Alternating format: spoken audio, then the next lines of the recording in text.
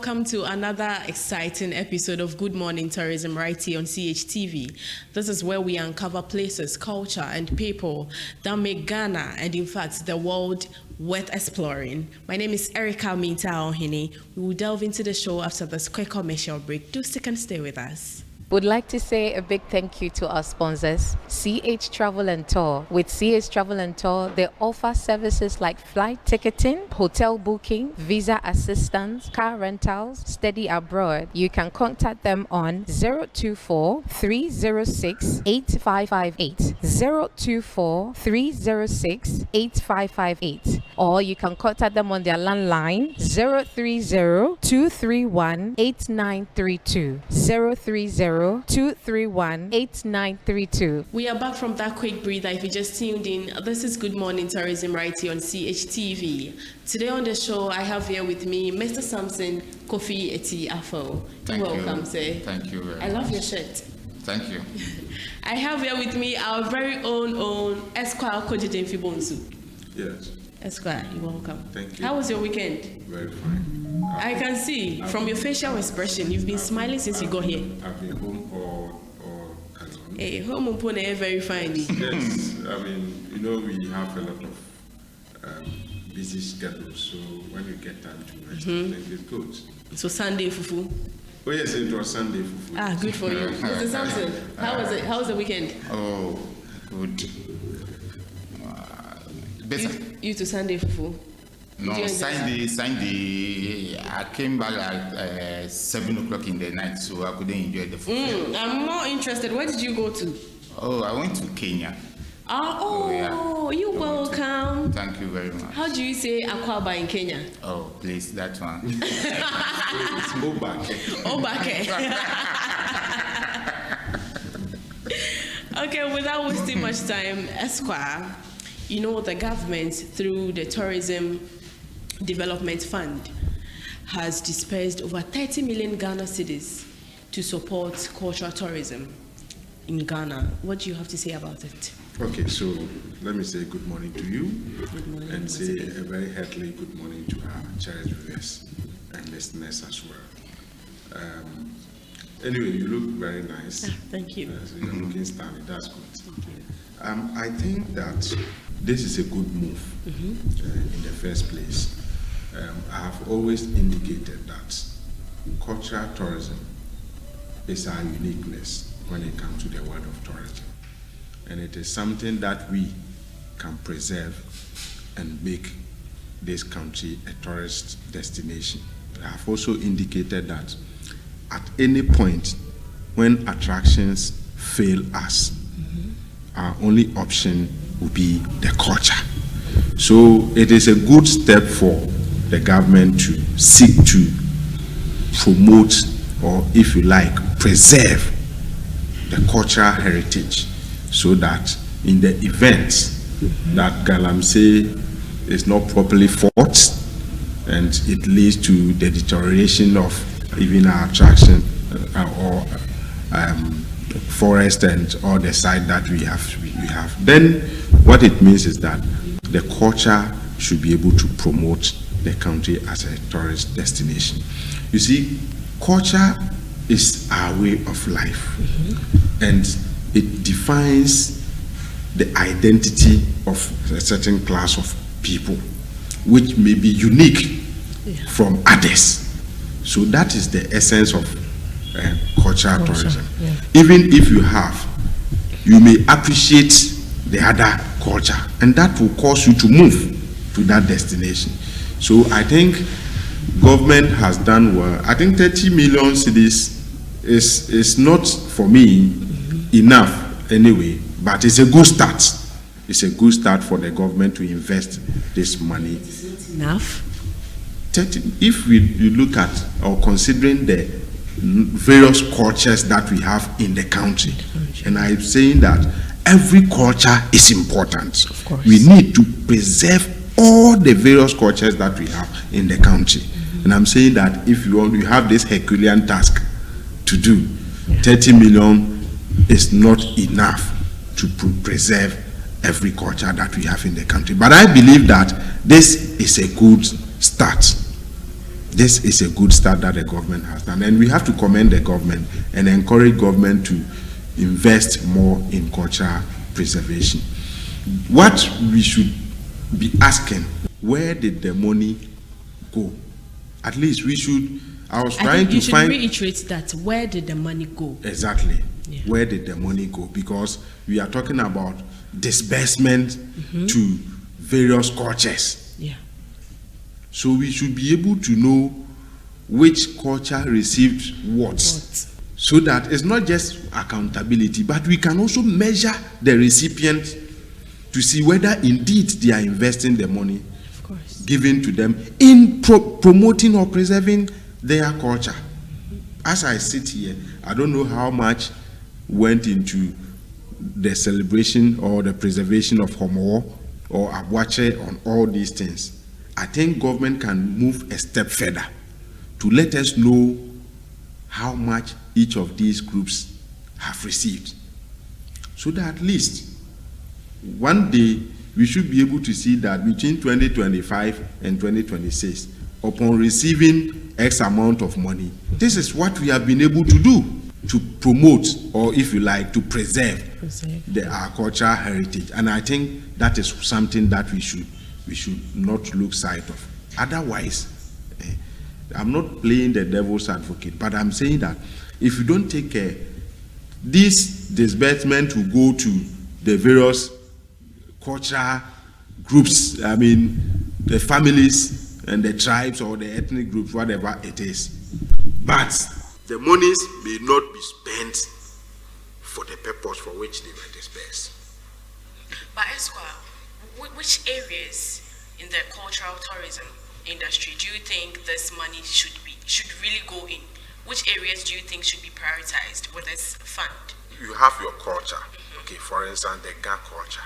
There are various elements within the Ga culture which I'm not familiar anyway, but I'm using it as an example. Yeah. You should be able to know that, okay, Homowo is one of our highlights. What do we do during Homowo?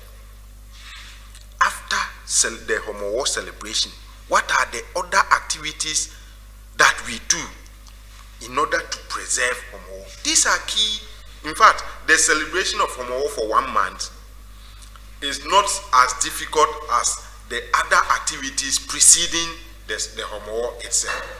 So I think that organization, okay, putting all the various groupings within the Ga family together is important. So I think that, you see, we have people who wear, the ladies who wear half piece of cloth and put this green lace on their necks on those. So after the celebration, what do they do? What do they do? Because their existence is key to the Homowo celebration. If you take them out, there will be no Homowo. So we should be mindful of their welfare.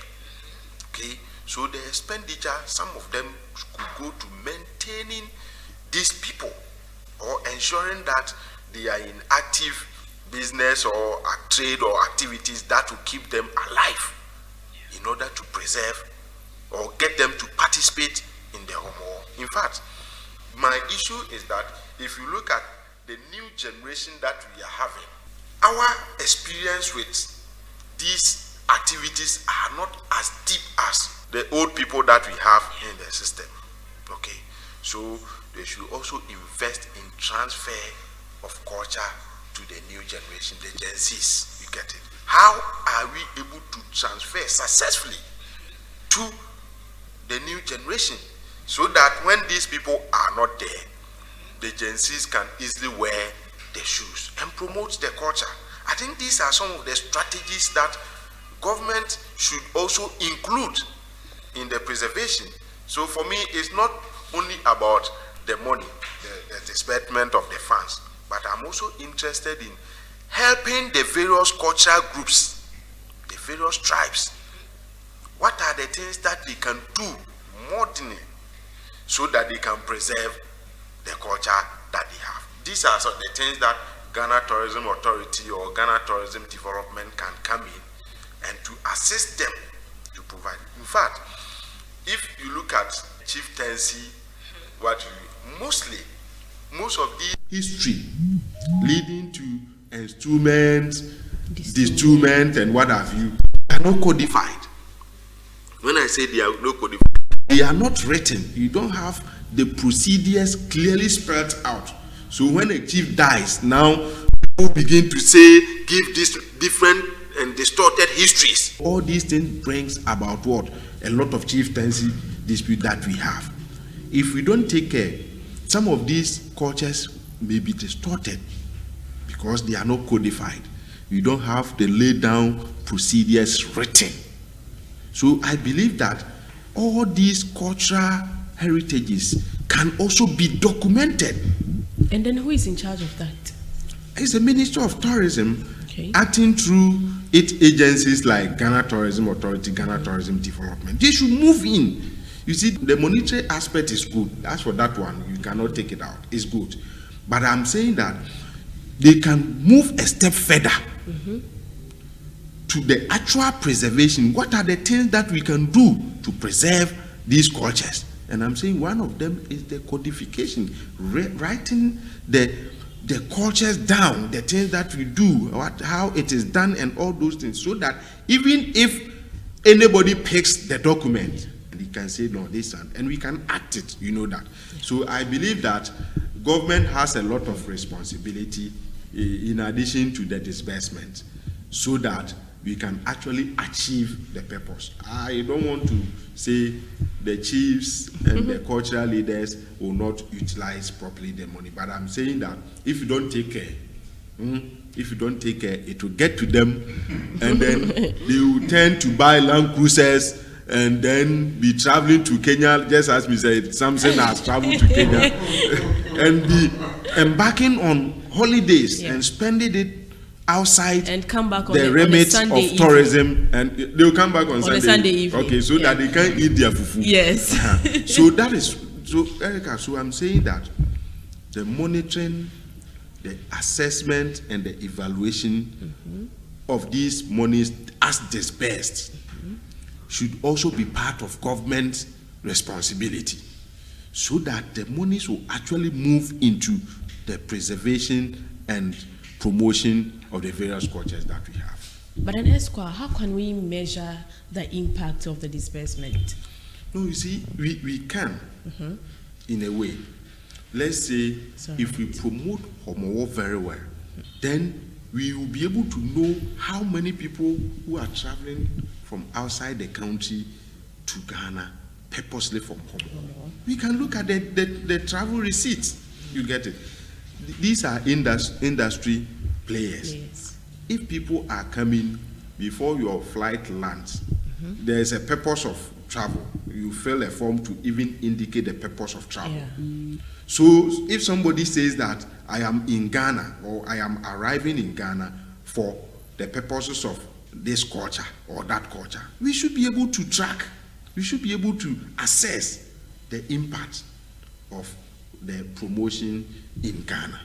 So I'm saying that if we promote it, certainly it will be attractive. And if it is attractive, certainly people outside this country will be interested in traveling to Ghana just to experience the various cultures that we have. Mr. Sampson, you are not being left out of the conversation. Yeah. But then do you think the beneficiaries of this fund will be transparent enough when it comes to showing or giving accountability? Good morning to you and good morning to our viewers. We are talking about culture, and we have about 16 regions in the country, and we are sharing 30 million. And we have, in every region, we have about 10 culture that we can talk about. So this money, how are they going to share this money? And so that all the regions, they can get fair share. How are they going to disburse this money?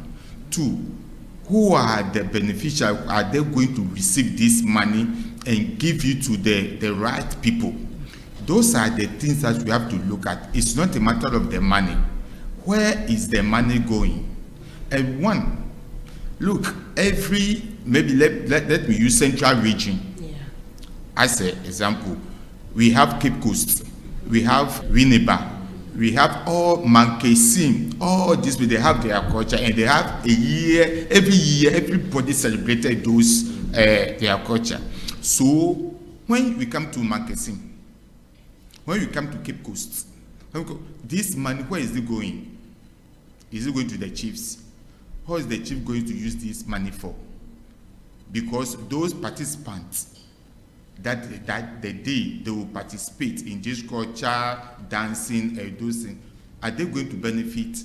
What education are you giving it to them? Because day in, day out, people are fading, young people are coming. What are the training that you are giving it to this generation? And what are the education that you are giving it to them? So that if this generation fade, another generation will come, so that the tradition will go on. Because if this education and these trainings are not going on, you see that our culture will be diminishing, will be coming down gradually. Because things that our forefathers have done before, because the education having done, we can't do all. You see, at the end, we are shorting our this thing. So it is good that government will invest in culture, but is it any accountability that government will hold those people who receive the money? Because they know that if government invested or give money out, there is no accountability. So they just use the money how they want it. So the right thing that they have to use the money for, they won't do it because they know that there's no accountability. But if accountability goes on, they will see that, oh, fine, this money that you are giving me 2 CD, we do this, we train these people, we do this advertisement, because your region, your culture, you have to sell it. You have to sell your culture. If about 2 months or 3 months before the celebration, you have to sell it so that people will patronize. So would you suggest the government keep an eagle eye on the money being dispensed? Sure. The government has to keep the eagle eye. Because look, government has invested in it. We will have individuals, private people also will come and invest in it. But they will see how the government money has been used. You see how that the government money has been used before the private investors will come in, so that we can promote our culture. We have very unique culture in Ghana here, wherever you go. But how our elders, our leaders, taking us to, how is the education? How are they selling their culture? Look, let me give you one statistics. The whole Ghana, when the tourist comes, when we say, let's say about 40% patronize Central Region, 40% Patronize Central Region. Is it because of their resorts? Because Central Region sell more than any other region in Ghana. So if they wanted even to come, Greater Accra, even Greater Accra, if the tourists are coming, they hear about Central Region, and so they wanted to see what is in Central Region. Our castle, the Limina Castle, the Cape Coast Castle, our those they hear about this. So when they are coming, they wanted to come and see this. So about 40% go to Central Region. But Central Region, how are we manage our tour sites, our culture, and these things over there? Because our road is not good. When you go to tour sites, you won't see any washroom, and those you can't see any better thing over there.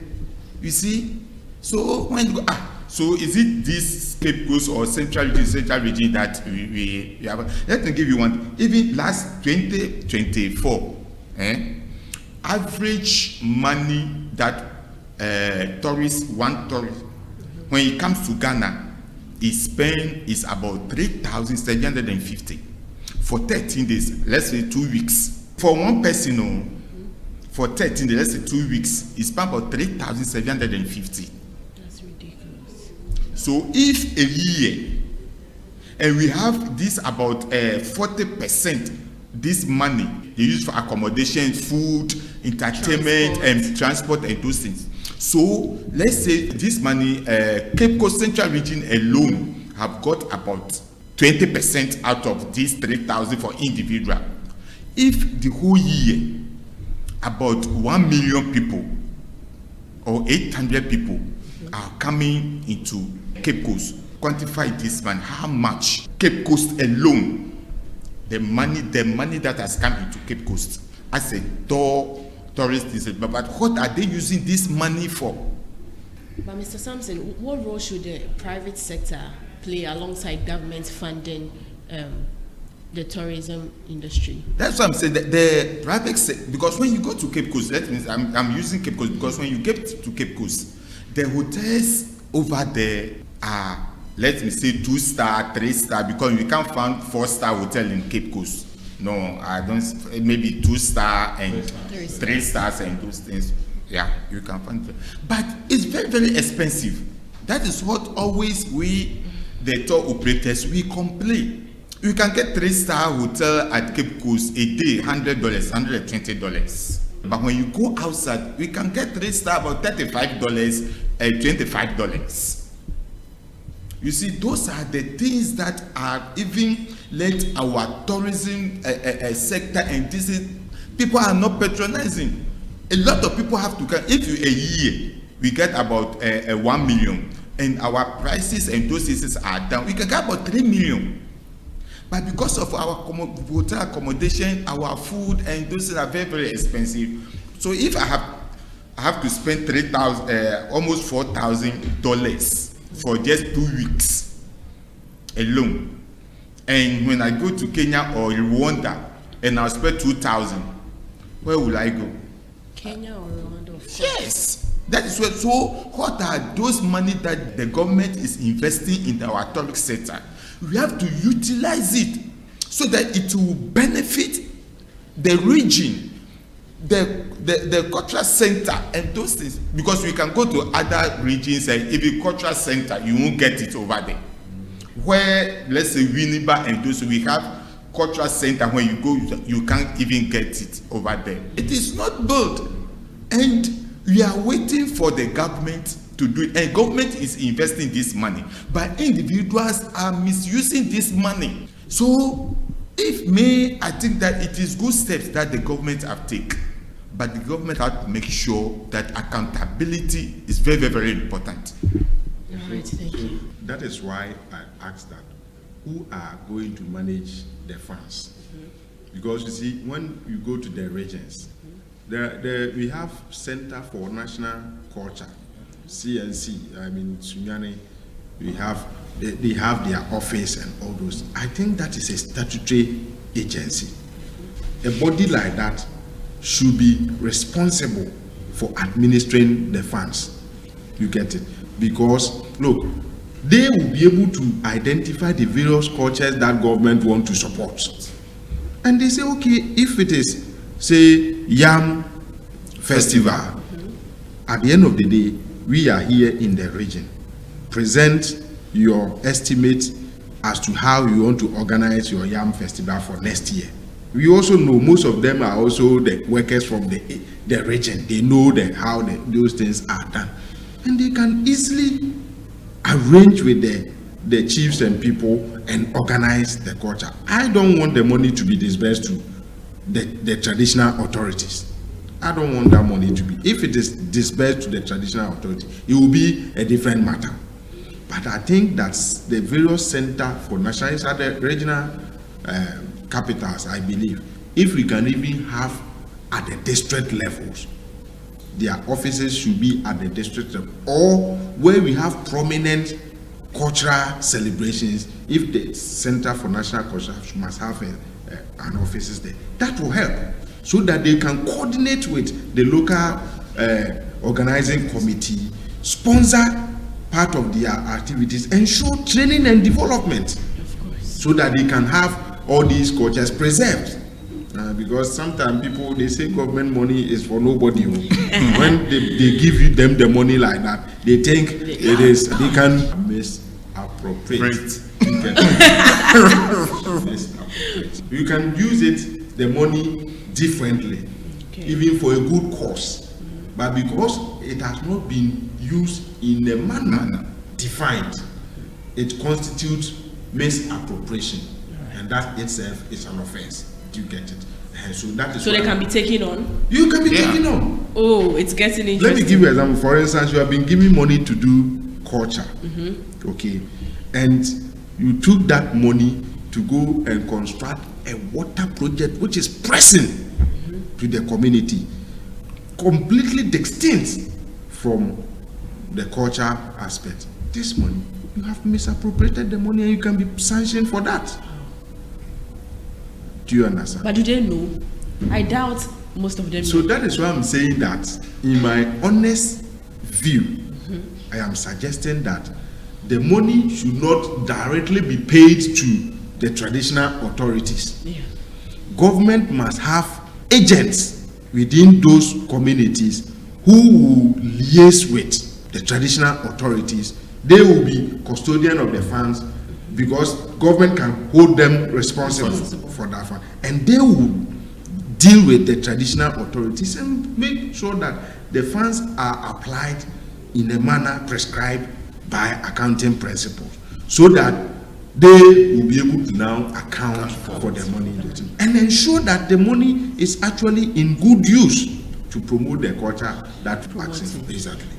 All right, it is getting interesting here. We're actually learning a lot today. We'll go for a quick commercial break. When we are back, we will delve straight into the banter between Ministry of Digitalization and DSTV. Stay with us. Would like to say a big thank you to our sponsors, CH Travel and Tour. With CH Travel and Tour, they offer services like flight ticketing, hotel booking, visa assistance, car rentals, study abroad. You can contact them on 024-306-8558, 024-306-8558, or you can contact them on their landline 030-231-8932, 030-231-8932. You're welcome back from that quick commercial break. If you just tuned in, this is Good Morning Tourism right here on CHTV. Now let's look at the banter between Ministry of Digitalization and DSTV.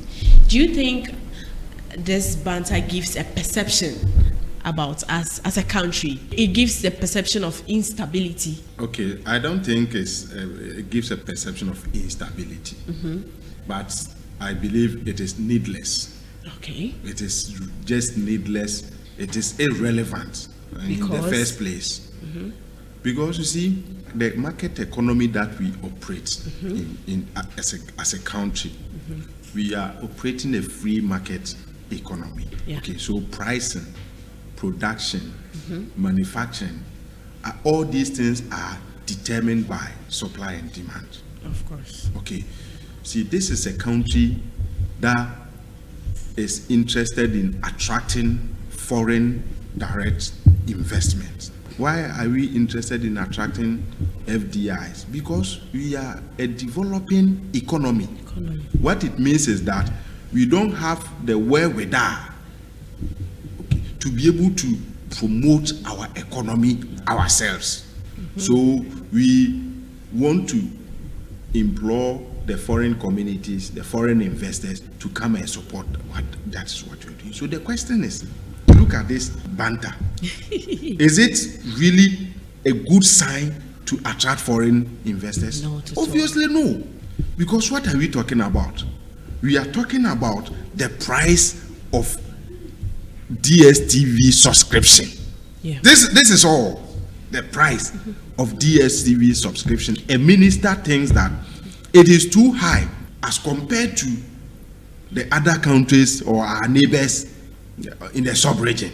That is what. But don't you think the minister is doing this in favor of the citizens? He is not doing anything in favor of the citizens. Which is high, and then it's For true. me, We all know it's personally, I think that it is a show of power.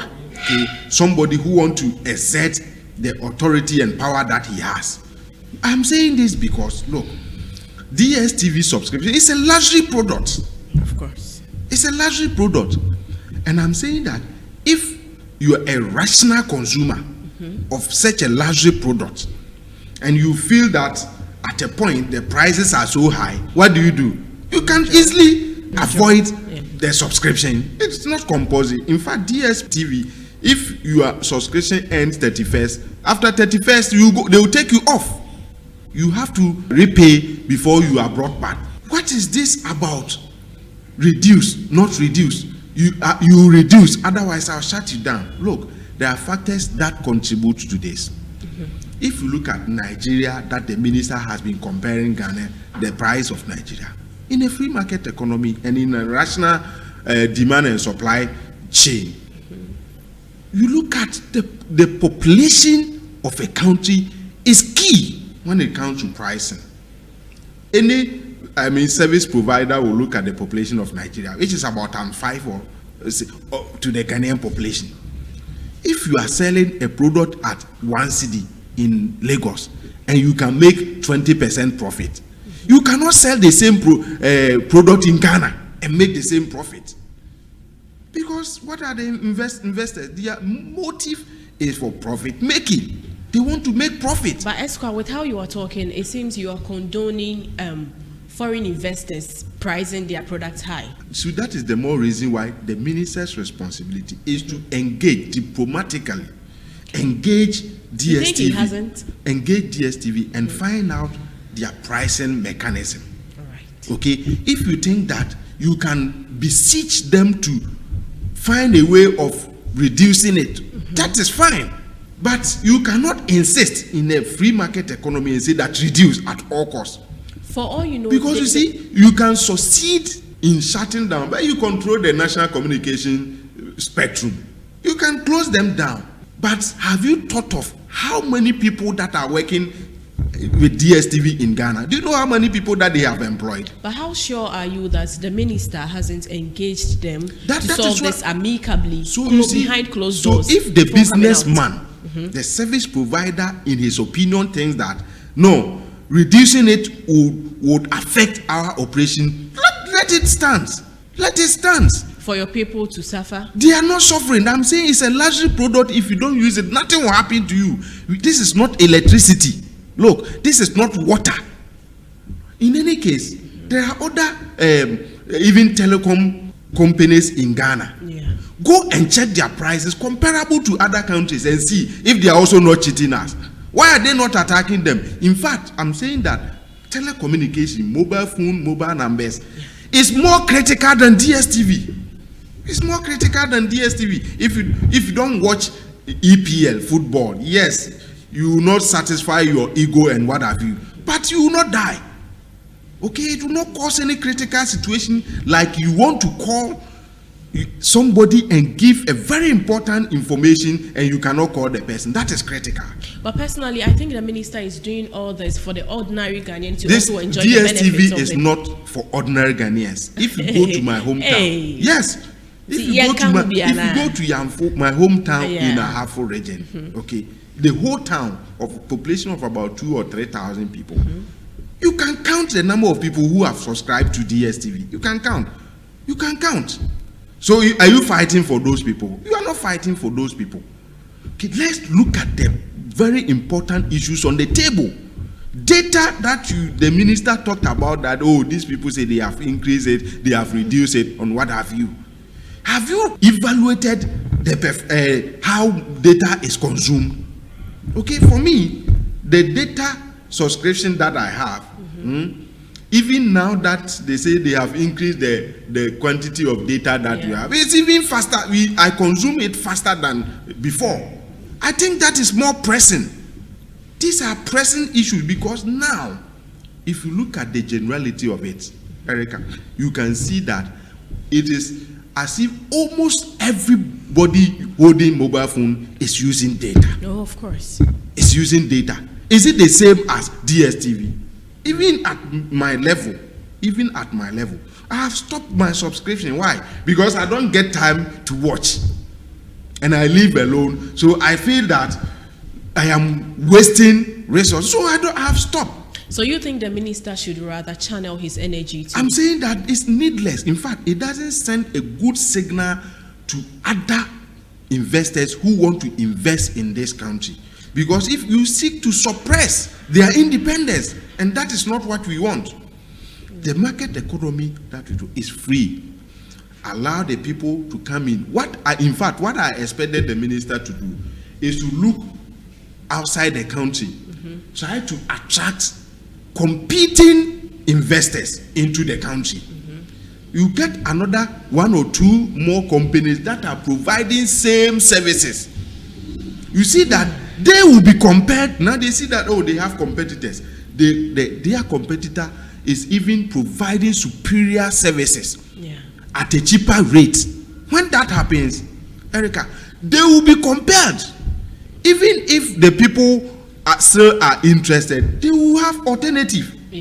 So okay, now let's switch. It's rational. Every consumer too is rational. Once you have a superior alternative at a cheaper rate, all consumers will shift. So if you want to stay in business, now you have to look at what your competitor is providing. You look at their pricing, you look at their product and services and the customer service, and you have to tailor your own so that you don't go out of business. That is what is important. But for you to come and say, reduce it at all costs, that is my problem. You have to also take into consideration the operational cost. That should tell you you are getting heated. That is it. Because that is not the... let me leave you to cool down first. Mr. Sampson, so do you think potential foreign investors will look at all these incidents happening in the country before making any long-term decision? Thank you very much. You see, this DSTV issue,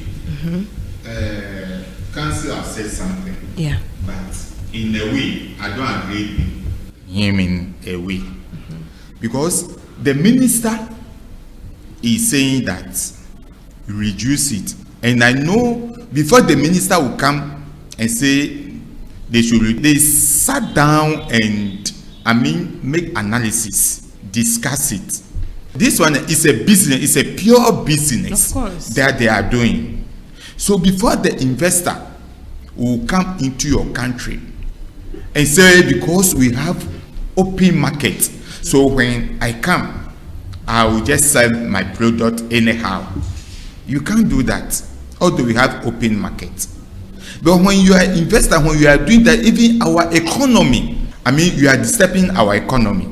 Because every investor can come, okay, this phone, when I got the license and I have to produce this, I can decide to sell this phone about $2,000. Let me say $2,000 because it's an open market. When you like, come and buy it. But when you like, you can go away. Yeah. But in business, we don't do business like that. When you are doing business like that, that means you are not helping your countrymen. So the minister is saying that, fine, compared to not even Nigeria population is about Ghana about 20 times. So don't go to Nigeria, even Nigeria. Come to, let's say, Ethiopia.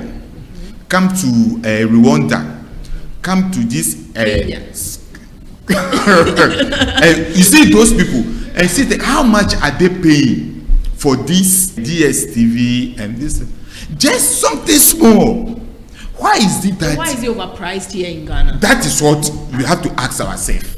Look, when you go to Nigeria, when Nigeria men apply for visa and you refuse him or her visa, you refund their money to them because you didn't give them the visa. So you refund their money. But in Ghana here, look at people that goes to US embassy. And they will take, let's say, every $300. When they refuse 1,000 people a day, how much are they getting? We are not putting our foot down. So the investors and those, they do whatever they wanted to do, and we are suffering. And they will come and take our monies and this thing. Then they go. Then we are suffering because then our currencies is going down. Because when I'm an investor and every week I took along maybe $1 million outside the country. $1 million. Do you think I'm helping the country? But they should be when you can't go away or more than $400,000.